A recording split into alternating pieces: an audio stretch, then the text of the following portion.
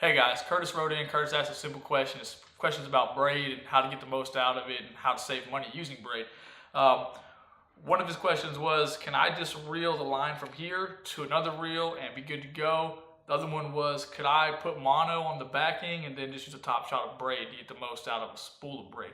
Yeah, you can do both. On the first part, I don't recommend reeling your line directly from here to another fishing pole, fishing reel.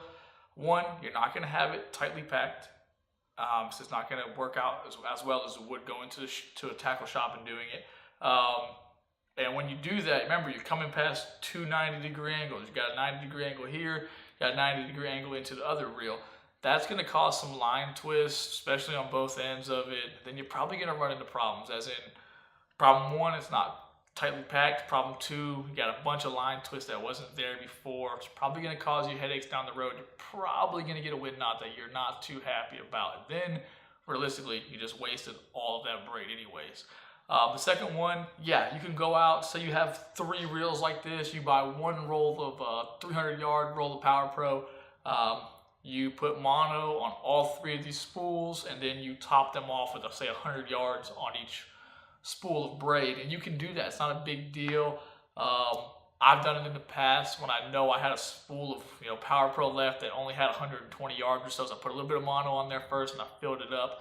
A 2500 series reels like this one is going to hold 140 yards of 15-pound Power Pro, and obviously this is all we use on all of our inshore charters. This one's brand new; it's never been out of the garage. Just got some braid on it. But my recommendation is, it costs 15 to 17 bucks to go to a local tackle shop and fill this up with 15-pound Power Pro. I would say 75% of the reels will make it through the year without needing to be respooled. Every once in a while we'll have a client who's not very familiar with casting, and it'll be a windy day and we'll get a few wind knots, and if it gets down too far, I'm just super picky, so I'm just going to replace it because I want the clients to have the best experience, okay? But for myself, the spinning reel I use, excuse me, throughout the year, I'll guarantee you I've gone 2 years easy without ever switching the braid. My bait caster, yeah, I bet you there's been a chunk of times on there where it's been well over 2 years without ever considering changing the braid. One, we don't fish a lot of docks. We don't break off a lot of fish. Simple quality knots, and you're not going to lose a lot of fish. And knowing when to retie.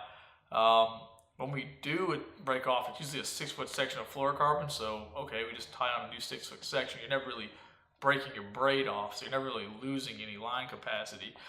Just keep that stuff in mind. I definitely don't recommend reeling from here to another reel. It's going to cause you all kinds of problems. Now, if you have a bait caster, you can do it because it's a straight shot back and forth. It comes off the reel differently. Keep that stuff in mind.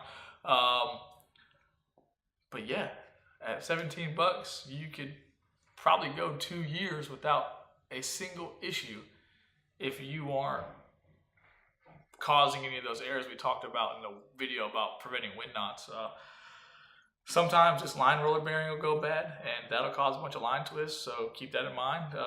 When you cast, make sure you're closing this bail with your hand, and yeah, that's about it. Not much to it. You shouldn't have to replace your braid nearly as often. I used to work at the tackle shop, and I'd watch guys come in every few months. I need new braid. You don't need new braid. It doesn't go bad. It's a rope. It just fades. Keep that stuff in mind. Quit wasting money on buying new braid. Use what's on there. Don't worry about it. If you do need some, I recommend filling it up from scratch, because when you hook that big Jack Crevalle, I want to know that it's straight braid all the way down to that little piece of tape that's on there for it to hold tight, not to spin. That way I know I have a true 140 yards of 15-pound braid attached to that fish. If I get offshore and I'm trying to catch a bonita, we use these little guys to catch bonita, and I hook into a big king mackerel, I want to know that I have 150 straight yards of braid, and nothing is in there to get caught on a guide or hit anything. One solid connection where I am confident that I can land that fish without any problem. So if you guys have any other questions, there's a link in the description. Just click the little link. It'll take you right to our website. You'll answer a few generic questions, and then you'll ask your question. It'll show up in a queue. I get an email, and eventually we'll get to it. There's a ton of questions in it that I have not even got close to answering. There's tons and tons and tons. It's impossible to keep up. But I appreciate you guys watching, and I hope it helped, Curtis. I hope you guys have a great day, and good luck on the water.